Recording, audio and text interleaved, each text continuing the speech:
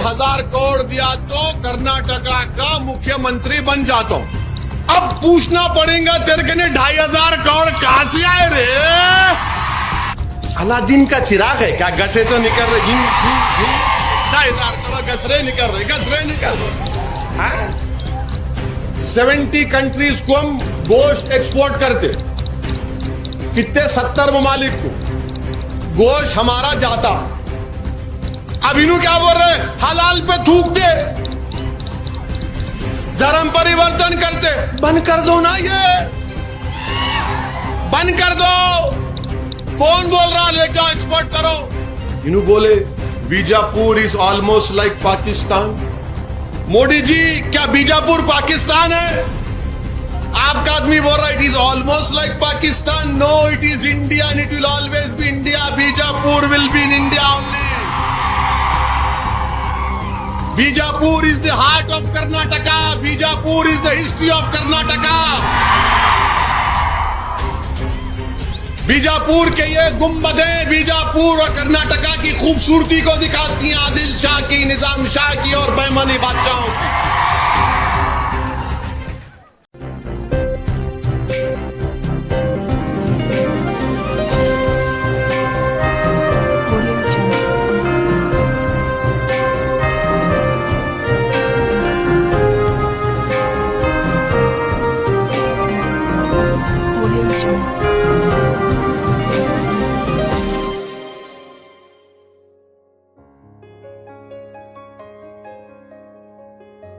अब मैं यहां पर हमारे भारत के प्रधानमंत्री से यह पूछना चाहता हूं कि आपका यहां का एमएलए यह कह रहा है कि यहां के बीजेपी के एमएलए बोले, प्रेस का स्टेटमेंट है, मैं 2,500 करोड़ दिया तो कर्नाटका का मुख्यमंत्री बन जाता हूं। बोले ना, बोले डर के नहीं बोलना, बोले नहीं बोले। अब पूछना पड़ेगा तेरे के 2,500 करोड़ कहां से आए रे? 2,500 करोड़ तेरे को कौन दिया? कहां से आए? अलादीन का चिराग है क्या? गसे तो निकल रहे, 2,500 करोड़ गसरे निकल रहे। हैं? तेरे कहने मौकिला है, जिन्नात की फौज है। 2,500 करोड़ दिए तो प्रधानमंत्री जी आप तो गरीब है, आप तो बोले मैं झोला लेके चले जाऊंगा, मगर देश के प्रधानमंत्री 2,500 करोड़ समझ में नहीं आया।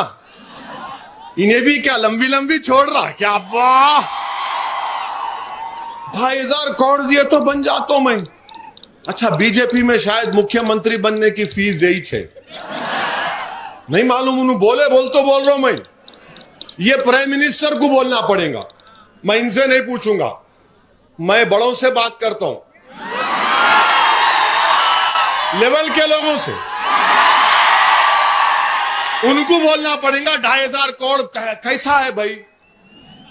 अब ये बेचारे पुलिस वाले जो काम करते हैं उनको क्या 1 लाख, 1.5 लाख, 80,000 उनको सोचेंगे,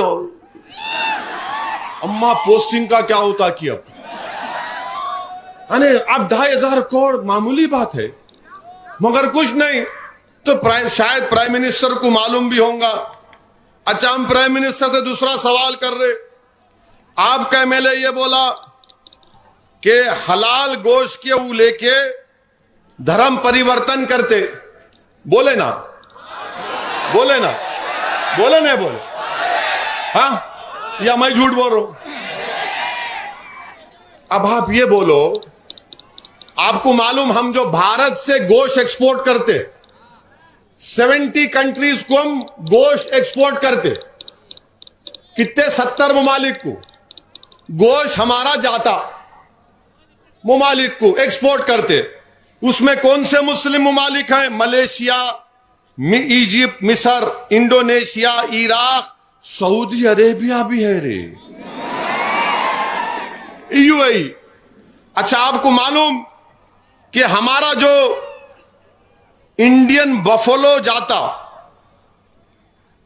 जून 2020 और 21 में 3,670 करोड़ का एक्सपोर्ट हुआ। कितना हुआ? 3,670 करोड़ 2020-21 में। इन्होंने बोले 2,500 में सीएम बन जाता हूं। 3,670 करोड़ का एक्सपोर्ट हुआ। अब छोड़ो जी, अब मैं बोल सुनो तुम, मगर तुम जो बोल रहे सही बोल रहे, मैं नहीं बोलता कुछ भी। मैं नहीं बोला, तुम बोले, और तुम क्या बोले सब सुन लिए, मैं नहीं सुना। अब अप्रैल जून 2021-22 में वो 3,670 करोड़ से एक साल में कितना बढ़ गया मालूम आपको? 7,543 करोड़, 7,540 पे 3 करोड़। अब इन्हों क्या बोल रहे? हलाल पे थूकते, धर्म परिवर्तन करते। बंद कर दो ना, ये बंद कर दो। कौन बोल रहा ले जाओ एक्सपोर्ट करो? सऊदी अरब के बादशाह पूछेंगे, मोदी जी बोलेंगे मित्रों मैं भी जा रहा हूं, बोलेंगे नहीं, बोलेंगे क्या बोलेंगे नहीं मालूम। यूएई पूछेगा, मलेशिया पूछेगा, इराक पूछेगा, 70 कंट्रीज पूछेंगे। आप बोलो बंद करो। तुम धोखा दे रहे, बीजापुर की जनता को लड़ा रहे, हिंदू मुसलमान की नफरत पैदा कर रहे। भारत को डॉलर मिल रहे, भारत को पैसा मिल रहा, भारत मजबूत हो रहा, मगर इन्हों यहां झूठ बोल रहे। या तो हम ही गोश्त खाते, खाने को खाना नहीं है मुसलमानों को, दलितों को, हमारे गोश्त के पीछे पड़े हुए। तो कितना बढ़ गया? एक साल में 110% बढ़ गया। 3,670 करोड़ से 7,540 पे 3 करोड़। अच्छा, आपको मालूम कौन सी बड़ी बड़ी कंपनियां हैं? ये कंपनी है अलाना कंपनी है। कितना एक्सपोर्ट करती उन्होंने? 2,028 करोड़ का गोश्त एक्सपोर्ट करते। अलाना का मालिक कौन है? असदुद्दीन ओवैसी है? नहीं है। एक अलहम फूड है, 400 करोड़ का एक्सपोर्ट करे। मीशा एक्सपोर्ट 300 करोड़, और एचएमए एग्रो 290 करोड़। अरे ये पूरे गोश्त खा रहे थे, हमारे पीछे कहीं को पड़े रहे तुम लोग। तुम न खाओ, कोई मजबूर नहीं कर रहा, मगर नहीं ये हलाल। अच्छा, ये कौन है रे भाई? अच्छा, आपको मालूम बंबई में सबसे ज्यादा एक्सपोर्ट बंबई से होता है, 39.9%। अब आपकी सरकार है, बंद कर दो मुंबई में, बंद करो, बंद कर। नहीं करेंगे। बंबई में आपकी सरकार है ना, मुंबई में आप लाके बिठाए ना शिंदे को, उसको बोला बंद कर देगा उन्हें। 39% एक्सपोर्ट बंबई से होता, उसके बाद अलीगढ़, गाजियाबाद, आगरा, वहां भी बंद कर दो। आपके योगी है वहां पर, बोल दो बाबा को, बाबा क्लोज। तो मालूम क्या हुआ? अब आप एक बात समझो। नहीं वैसा नहीं, सुनो मेरी बात। अगर कोई एक भैंस काट के दुकान पे लाके बेचता, तो उसने घर को शाम में 11 बजे गए अब तक 100 या 300 रुपए कमाता। हमारे कुरैशी भाई को है यहां पे 300 रुपए कमाते ना, 300-400 कमाते होंगे 12-15 घंटे काम करने के बाद। तो इन्हों क्या बोल रहे? उन्हें 300 रुपए नहीं कमाना, उन्हें हजारों करोड़ कमाना। गरीब भूखा मर जाना और अमीर दौलतमंद रहना, क्योंकि इनसे मिला हुआ है। ये कौन सी पॉलिसी है बीजेपी की बताओ? कि बोलते हलाल आया तो थूकते, अरे नहीं थूकते रे। अच्छा ये बोलो, क्या तरकारी हलाल नहीं है? है ना तरकारी हलाल, पानी हलाल है, शराब हलाल है? नहीं है। वो कुत्ते का पेशाब है, पीने वाले भी कुत्ते का पेशाब पी रहे। आप पियो, मैं रोक नहीं सकता हूं। पानी हलाल, थम्स अप हलाल, कोक हलाल, रूह अफ़ज़ा हलाल, फंटा हलाल, मौसम्बी का जूस हलाल, तरकारी हलाल, पानी हलाल, हवा हलाल। अब हराम क्या है बताओ?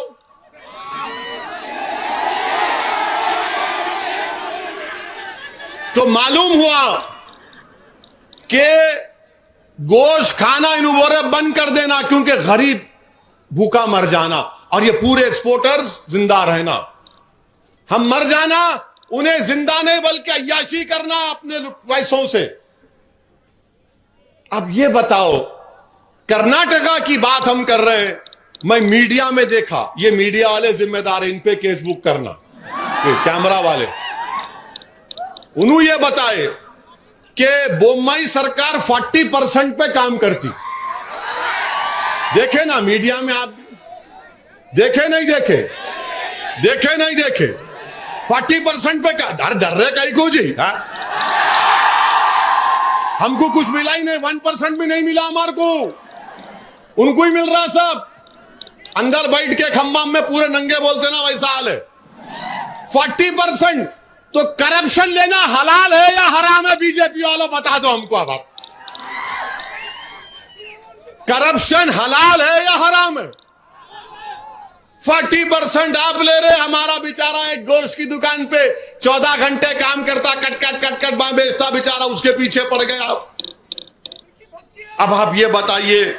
और फिर अब आप और एक बात, इन्हों बोल रहे कि नहीं, हाँ इन्हों और एक बात बोले, भाई मोदी जी से पूछना चाह रहा हूं, मोदी जी क्या बीजापुर पाकिस्तान है?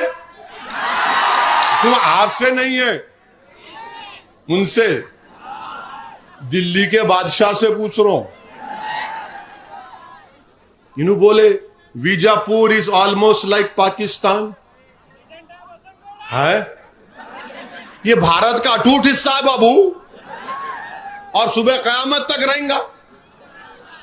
मोदी जी आप बोलो, ये भारत का हिस्सा है या नहीं है? बोलो मोदी जी। आपका आदमी बोल रहा है it is almost like Pakistan. No, it is India and it will always be India. Bijapur will be in India only. Bijapur is the heart of Karnataka. Bijapur is the history of Karnataka.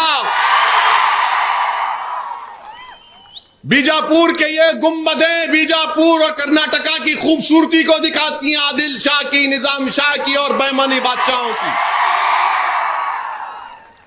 अब आप बताइए मोदी जी, ये कैसा आदमी आपका बोल रहा हमको? इसको सिखाना पड़ेगा। उन्होंने सिखा, हम नहीं सिखा सकते।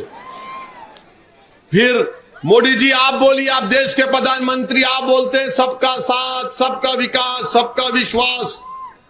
इनका एक वीडियो निकला, इसमें नु बोले कि मैं मुसलमानों का काम ही नहीं करता। बोले नहीं बोले? बोले नहीं बोले? अच्छा, इससे पहले ऐसा कोई बोले इनको? इससे पहले मैं जो बोल रहा हूं ऐसा कोई बोले खुलेआम? क्यों नहीं बोले? क्यों नहीं बोले? कई को नहीं बोले? मिले हुए है जी, औले जौले है दोनों अंदर से, समझे ना? तू मेरी पीठ खुजा, मैं तेरी पीठ खुजाता हूं। मैं उसको डराता हूं, तू इसको समझा जाके। अब तुम डराए तो भी नहीं डरने वाले, तुम समझाए तो भी नहीं समझने वाले इंशाअल्लाह ताला। मेरे अजीज दोस्तों, बुजुर्गों, अब इन्हों बीजेपी वाले कल प्रेस कॉन्फ्रेंस करके बोलेंगे ओवैसी दुश्मन है। मेरे कॉन्स्टिट्यूंसी में लाल दरवाजा है, वहां पे लाल दरवाजे की मंदिर है, और मंदिर के पुजारियों को, उस पुरानी मंदिर को मेरे ख्याल से 4 या 5 करोड़, 3.5 करोड़ रुपये मजलिस की नुमाइंदगी पे दिलाए। कौन दिलाए मालूम आपको? अकबरुद्दीन ओवैसी। अकबरुद्दीन ओवैसी जाके चीफ मिनिस्टर को बोले, चीफ मिनिस्टर साहब ये मंदिर को पैसे दो। तो हमारा चीफ मिनिस्टर, हाँ, बोले यस, हमारा झगड़ा नहीं है इनसे, दो आप। हमारा झगड़ा आरएसएस, बीजेपी और कांग्रेस से सियासी झगड़ा है। 3.5 करोड़ रुपए दिए। वही मंदिर के पुजारी साहब, कोविड की सेकेंड वेव में कोई अस्पताल में जगह नहीं मिली, अकबरुद्दीन ओवैसी असरा हॉस्पिटल में उनको बेड दिला के इलाज कराए। ये फर्क होता है, ये फर्क होता है। हां, मेरे को आप वोट मत दो तो क्या मैं आपको इंसान नहीं बोलूंगा, मैं आपका दुश्मन बन जाऊंगा? वोट देना नहीं देना वो भारत की आवाम का, जनता का जमहूरी हक है। और आप वोट नहीं दिए, उन्हें वहां का भगा दो, उसको इधर भगा दो उसको। क्या बात है बताओ आप, इतनी नफरत क्यों? क्या ये लोग भारत के नागरिक नहीं हैं? और जिन लोगों को तुम गाली दे रहे, सुनो, जब मुल्क की आजादी की लड़ाई लड़ी जा रही थी अंग्रेजों के खिलाफ, अगर सबसे पहले किसी ने अपना खून बहाया तांतिया तोप के साथ, झांसी की रानी के साथ, तो उसका नाम किसका आएगा? मुस्लिम उलमाओं का नाम आता। अंग्रेजों के खिलाफ जिहाद का फतवा किसने दिया था? मुस्लिम उलमाओं ने दिया था। अल्लामा फजल खैराबादी रहमतुल्लाह अलैह काले पानी की सजा काटे, और जब उनका बेटा उनकी रिलीज का ऑर्डर लेकर आया, उसी दिन अल्लामा फजल खैराबादी अल्लाह के पास चले गए। हैदराबाद के मौलवी अलाउद्दीन, मक्का मस्जिद के इमाम, जुम्मे की नमाज के बाद जनता को लेकर निकले हैदराबाद के सुल्तान बाजार में। अंग्रेजों की रेजिडेंसी थी, कहा कि अब अंग्रेजों से मुकाबला होगा। मौलवी अलाउद्दीन को सबसे पहले ले जाकर काला पानी में डाल दिया गया।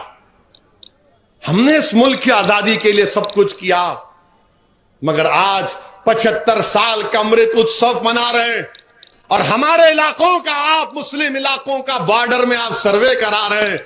भारत के प्रधानमंत्री ये कौन सा अमृत उत्सव का मना रहे हैं? आप बताइए, आखिर कब तक हमको शक की निगाहों से देखा जाएगा? ये गलत है। इस मुल्क की तारीख में जितना खून मुस्लिम अकलियत और दीगर अपनाए वतन के साथ सबने मिलकर खून बहाया। सुभाष चंद्र बोस के साथ कौन थे? ये जय हिंद का नारा कौन दिए? बोलो, ये जय हिंद का नारा कौन दिए? क्या आरएसएस ने दिया? एक मुसलमान सिपाही थे जो नेताजी सुभाष चंद्र बोस के साथ थे, हैदराबाद के थे, जर्मनी में पढ़ रहे थे, नेताजी से मिले तो बोले मैं आपका दीवाना हो गया। जर्मनी से सबमरीन में जब नेताजी एशिया गए तो साथ थे। जय हिंद का नारा भी तो हमने दिया। अच्छा, ये तिरंगे का आखिरी डिजाइन किसने मुकम्मल किया? एक हैदराबाद की खातून थी जिसने तिरंगे के फाइनल डिजाइन को उस वक्त की हुकूमत ने अप्रूव किया। मेरे अजीज दोस्तों और बुजुर्गों, ये वतन हमारा है, आपका है, सबका है। इस वतन का कोई मजहब नहीं है। ये वतन ना मुसलमानों का है, ना हिंदुओं का है, ना ईसाइयों का है, ना सिखों का है। ये वतन इन तमाम का है। इस वतन का कोई मजहब ही नहीं है। भारत का कोई मजहब नहीं है। यही भारत की ताकत है, यही भारत की खूबसूरती है, और इस खूबसूरती को आपको हमको मिलकर बचाना है।